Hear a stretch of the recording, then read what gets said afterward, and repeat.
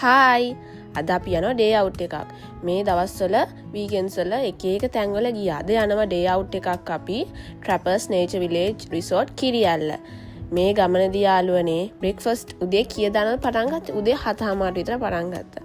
බ්‍රේක්ෆාස්ට් හම්බුනේ රෝල් එකයි සෑන්ඩ්විච් එකයි මිල්ක් පැකට් එකයි. ඒක මට මිල්ක් පැකට් එක ඩ්‍රින්ක් කරනකොට මතක් වුණේ රෝල් එකයි සෑන්ඩ්විච් එකයි රෙකෝඩ් කරන්න බැරි වුණා කියලා. මොකද ඉතින් කනකොට ඇත්තටම මතක නෑනේ, සීය නෑනේ.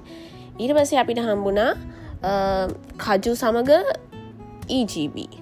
ඊට පස්සේ රබුටන් හම්බුණා. මේ ගමනේ කොහොම හරි හොඳට කන්න හම්බුණා යාළුවනේ. ඊපස්සේ අපි රිසෝට් එකට ළඟා වුණා. ඇත්තටම මේකට අපි මේ ආවේ රූටින් එක තමයි කොට්ටාවෙන් තමයි පටන් ගත්තේ. කොට්ටාව, පිළියන්දල, හොරණ, ඉංගිරිය එහෙම තමයි හැමද ඒ තැනින්දන කට්ටිය අරගෙන තමයි මේ ඩේ අවුට් එක යන්න අපි පටන් ගත්තේ.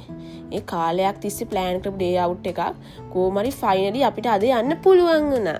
මේක තමයි අපේ රිසෝට් එක. එන්ට්‍රන්ස් එක හරිම කූල් වයිබ් එකක් දුන්නේ. හරිම ෂෝක් නේචර් වයිබ් එකට ගැලපෙනවමයි. ඊට පස්සේ එන්ට්‍රන්ස් එකේදී යාළුවනේ අපිට තව දාගින්න පුළුවන් වුණා ටේබල් ටෙනිස් ප්ලේ කරන්නත් පුළුවන් කියලා. ඊට පස්සේ මේක තමයි අපේ සිටින් ඒරියා එක. අපි ඇවිල්ලා මහන්සිද රෙස්ට් කරේ මෙතන. ඊට පස්සේ ආපහු ස්නැක් අරගෙන මං කිව්වනේ මේකේ හොඳට කන්න හම්බුණා කියලා. ස්නැක් අරගෙන අපි ගියා චේන්ජින් රූම් එකට.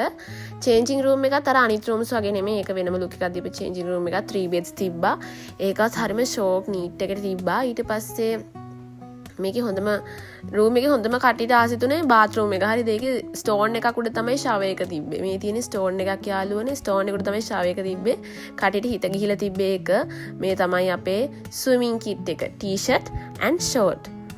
ඊට පස්සේ යාළුවනේ දැන් අපි යන්නේ මේ ඩේ අවුට් එකේ සුපිරිම සහ හොඳම කොටසට.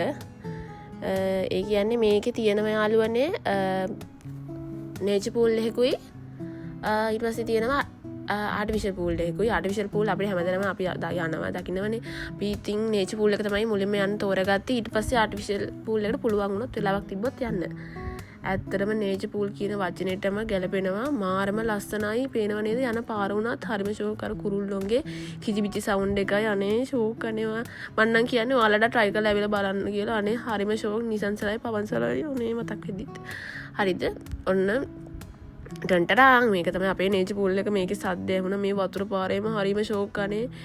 මං ඔයාලට එච්චර කියනවනේ ඇවිල්ලා try කරන්න.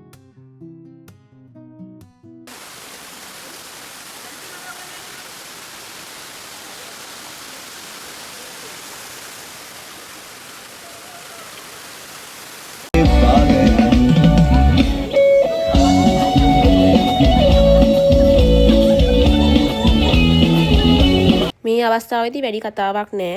වතුරේ කරන පිස්සු වැඩ ටිකක් තමයි මේකේ තියෙන්නේ. මං හිතුවා ඉතින් මේක වීඩියෝ එක මියුට් කරන්න නැතුව මෙහෙමම තියන්න. ඔයාලත් බලලා එන්ජොයි කරන්නකෝ. කමෙන්ට් එකක් දාගෙන යන්න අමතක කරන්න එපා.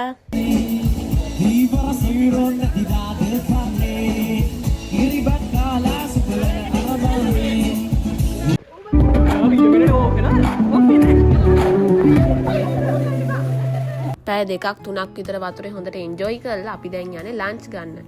දැන් වෙලාව 3-4 විතර වෙලා ඇති. අපි අපේ මේක තමයි next outfit එක උනේ. පේනවනේ ඉතින්. ඊට පස්සේ කට්ටිය හොඳටම කෑවා. හරිද? බඩගින්න හිටිය වතුරේ ගොඩාක් වෙලා හිටිය හින්දා.